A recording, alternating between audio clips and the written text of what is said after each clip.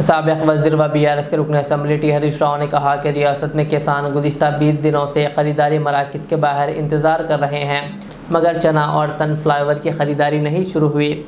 मकई पर नई शराइत और फ़ी एकड़ महदूद ख़रीदारी से किसानों को मुश्किलात का सामना है। 13 लाख एकड़ में फसल होने के बावजूद हुकूमत मुनासिब ख़रीदारी नहीं कर पा रही।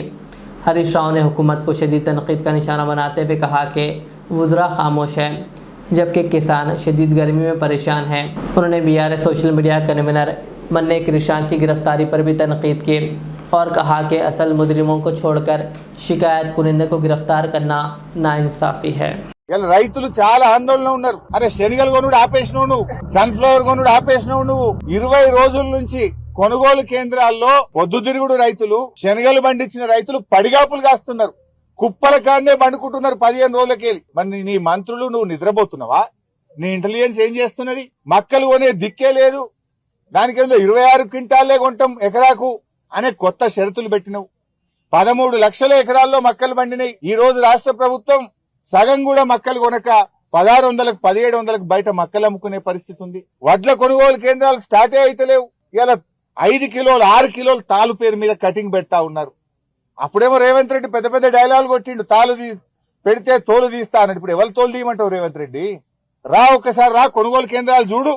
మిల్లర్ల దగ్గర 50 60 లారీలు నల్గొండ జిల్లాలో మిల్లర్లు దించుకోక 4 రోజులు 5 రోజులు లారీలు మిల్లుల ముందు ఇలా ఆగిపోయి ఉన్నాయి. 10 రోజులు కొనుగోలు కేంద్రాల్లో గన్నీ బ్యాగులు లేక, ఫ్యాన్లు లేక, ప్యాడీ క్లీనర్లు లేక, కొనే దిక్కు లేక రోజుల తరబడి ఎండలో రైతులు మాడిపోతా ఉన్నారు. తరుగు పెడుతుంటే పట్టించుకునే దిక్కే లేదు నీ ప్రభుత్వంలో. ఏ జిల్లాలో పోయినా ఇలా 4 కిలోలు 5 కిలోలు తరుగు పెడతా ఉన్నారు. వెంటనే నేను ప్రభుత్వాన్ని డిమాండ్ చేస్తున్నా, ఇలా బహిరంగ లేఖ కూడా రాస్తున్నా. రైతు డిక్లరేషన్ బోగస్. అరే నువ్వు శనగలు కొనే తెలివి లేదు నీకు, మక్కలు కొనే తెలివి లేదు, సన్ఫ్లవర్ కొనడం ఆపేసి 20 రోజులు అయిపోయింది. వడ్లు కొనే తెలివి లేదు. జొన్నలు అయితే ఇదివరకు కొనుగోలు కేంద్రాలే స్టార్ట్ చేయలేదు.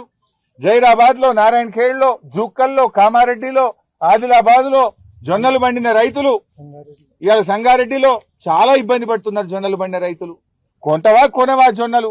ఏంది అసలు? రైతులకు ఒక క్లారిటీ నువ్వు. ఇప్పుడు సన్ఫ్లవర్ శనగలు ఆపేసి 20 రోజులే. 20 రోజుల నుంచి వాళ్ళు మార్కెట్లే ఉన్నారు రైతులు. పాపం జొన్న రైతులు నువ్వు కొంటవా కొనవా అయోమయ పరిస్థితుల్లో ఉన్నారు. సన్నవడ్లకు బోనస్ ఇస్తా అన్నావు, యాసంగిల బోనస్ ఇస్తావా ఎగబెడతావా? ఇయ్యకపోతే తప్పైందని చెంపలేసుకో, క్షమాపణ చెప్పు. బోనస్ ఇస్తావా ఇయ్యవా ఏదో ఒక సంగతి చెప్పు. పోయిన యాసంగి 1560 కోట్ల బోనస్ ఎగ్గొట్టినావు. మరి ఈ యాసంగిలో కూడా బోనస్ ఇస్తావా ఇయ్యవా? ఏ సంగతి చెప్పవేంది నువ్వు?